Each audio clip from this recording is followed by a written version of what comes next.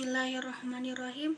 Rabbi israh li sadri wa yassir li amri wahlul 'uqdatam min lisani yafqahu qawli. Assalamualaikum warahmatullahi wabarakatuh. Alhamdulillahirabbil alamin wassalatu wassalamu ala asyrafil anbiya'i wal mursalin sayyidina Muhammadin wa ala alihi wa ashabihi ajma'in. Amma ba'du. Pertama-tama dan yang paling utama, marilah kita panjatkan puja dan puji syukur atas kehadirat Allah Subhanahu wa taala yang telah memberikan kita rahmat dan hidayahnya sehingga kita dapat bertemu kembali dengan bulan suci Ramadan yang penuh berkah ini. Yang kedua, tak lupa pula kita sanjungkan salawat beserta salam kepada Nabi besar kita, Nabi Muhammad SAW.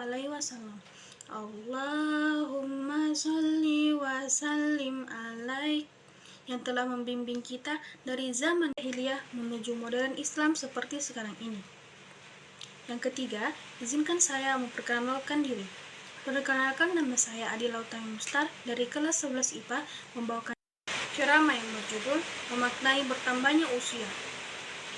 Dahulu, kita berupa sosok bayi mungil yang hanya bisa merengek, kemudian bisa berangkat, kemudian bisa berjalan, kemudian bisa berlari, dan lambat laun tumbuh menjadi sosok individu yang dapat membedakan mana yang baik dan mana yang buruk.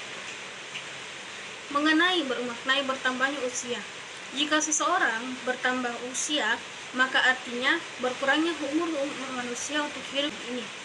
Pada misalkan, Ahmad sekarang berusia 25 tahun, dan Allah menggariskan bahwa Ahmad hidup selama 60 tahun, maka tersisa 35 tahun lagi Ahmad hidup di dunia ini.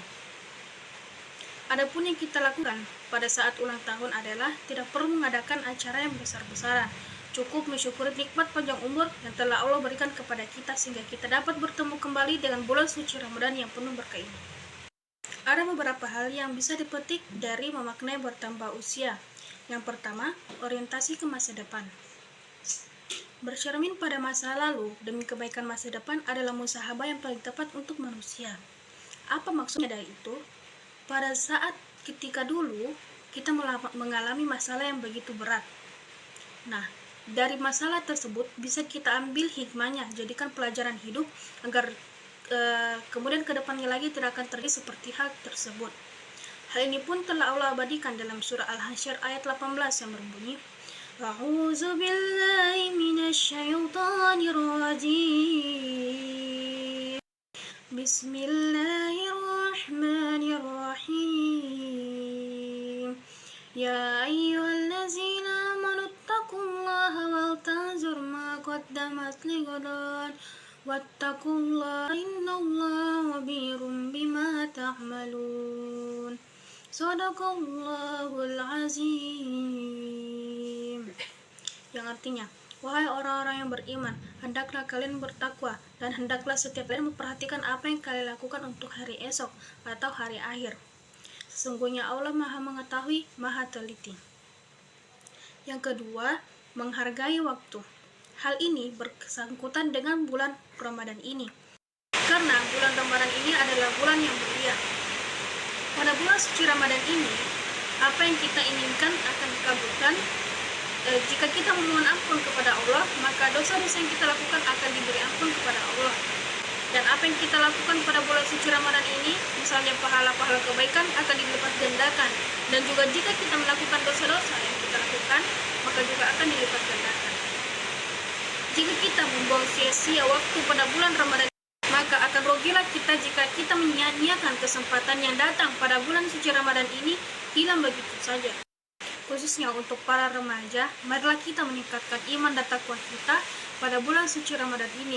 Karena di bulan suci Ramadan ini, setiap apa yang kita lakukan akan dilipat gandakan oleh Allah Subhanahu wa taala. Mengapa kita harus melakukannya? Karena hal ini akan menjadi bekal perjalanan kita untuk menuju ke akhirat dan menghadap kepada Allah Subhanahu wa taala. Jika suatu saat nanti kita tidak bisa melakukan seperti sholat berjamaah, mengaji, dan lain-lain sebagainya, maka kita sendiri yang akan rugi, karena itu akan berbalik kepada diri kita sendiri. Yang ketiga, meyakini bahwa setiap perbuatan baik dan buruk akan dipertanggungjawabkan di hadapan Allah Subhanahu wa taala. Jika kita meyakini hal tersebut, maka senantiasa keseharian kita akan diisi oleh amal-amal ibadah yang dapat meningkatkan pahala kita untuk menjadi bekal di akhirat kelak. Kesimpulan dari hal tersebut adalah marilah kita meningkatkan iman dan takwa kita kepada Allah Subhanahu wa taala sebelum bulan Ramadan, bulan yang penuh keberkahan ini pergi meninggalkan kita. Sekian yang dapat saya sampaikan, kurang dan lebihnya mohon dimaafkan.